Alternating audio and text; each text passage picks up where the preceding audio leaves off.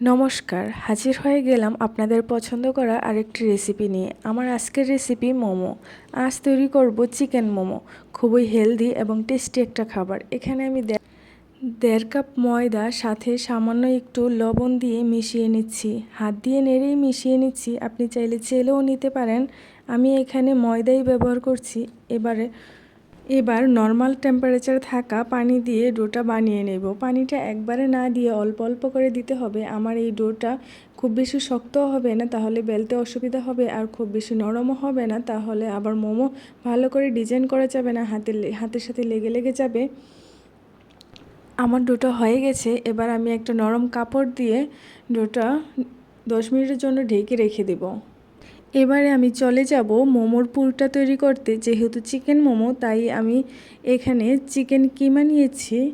এবার আমি এর মধ্যে 2টি পেঁয়াজ, 1টি কাঁচামরিচ এবং 1 চামচ আদা রসুন বাটা, হাফ চামচ গোলমরিচের গুঁড়ো দিয়ে দিচ্ছি পরিমাণ মতো লবণ। এবারে এর মধ্যে আমি 1.5 টেবিল চামচ দিয়ে দিচ্ছি তেল। তেলটা একদম গরম করে তারপরে দিচ্ছি, এতে করে ফ্লেভারটা খুব ভালো পাওয়া যায়। এবারে এভাবে নেড়ে মোমোর পুরটা মেখে নেব। আমার মোমোর জন্য এর ভেতরের পুর তৈরি। এবারে আমি চলে যাব মোমোর বাইরের আবরণটা তৈরি করতে। এখন এটি একটি সমান জায়গায় নিয়ে তারপর একটা লম্বা দড়ির মতো করে পাকিয়ে নেব। বেশ মোটা একটা দড়ির মতো হয়েছে। আমি মাঝখান থেকে কেটে নিচ্ছি যাতে সুবিধা হয়। এই যে দুটো লম্বা দড়ির মতো হয়েছে। তারপর এগুলোকে আমি ছোট টুকরো করে কেটে নেব। একটা লুচির জন্য আপনি যতটুকু সাইজের ডো সাধারণত নেন, তেমন করেই এটাকে ছোট ছোট টুকরো করে কেটে নিতে হবে।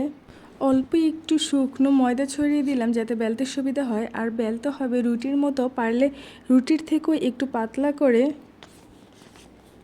তারপর প্রত্যেকটা রুটির মধ্যে সেই যে আমরা মাংসের কিমা দিয়ে পুরটা তৈরি করেছিলাম সেটা মাঝখানে বসিয়ে দিতে হবে। এবারে এটা ভাঁজ করতে হবে। আসলে আমি তো এক্সপার্ট নই, রেগুলার এই মোমো বানাইও না, তাই আমার মোমোগুলো দেখতে অত সুন্দর হবে না। আপনার পছন্দ মতো যে কোনোভাবে আপনি মোমোটাকে ভাঁজ করতে পারেন। এভাবে আমি সবগুলো মোমো বানিয়ে নেব। আপনি যদি এভাবে সবগুলো একসঙ্গে না বানাতে চান, তাহলে আগে থেকে যে কটা ভাপাবেন সেগুলো বানিয়ে বাকিগুলো ঢেকে রাখতে পারেন। এবারে মোমোগুলো ভাপানোর জন্য আমি রাইস কুকার নিয়েছি। আপনি চাইলে আলাদা কোনো স্টিমার থাকলে সেটা হাঁড়ির উপর বসিয়ে করতে পারেন। আমি স্টিমারটিতে তেল মাখিয়ে নিচ্ছি যাতে মোমোগুলো তাড়াতাড়ি উঠানো যায়। এখন আমি ফুটন্ত পানির উপর স্টিমারটি বসিয়ে দিচ্ছি।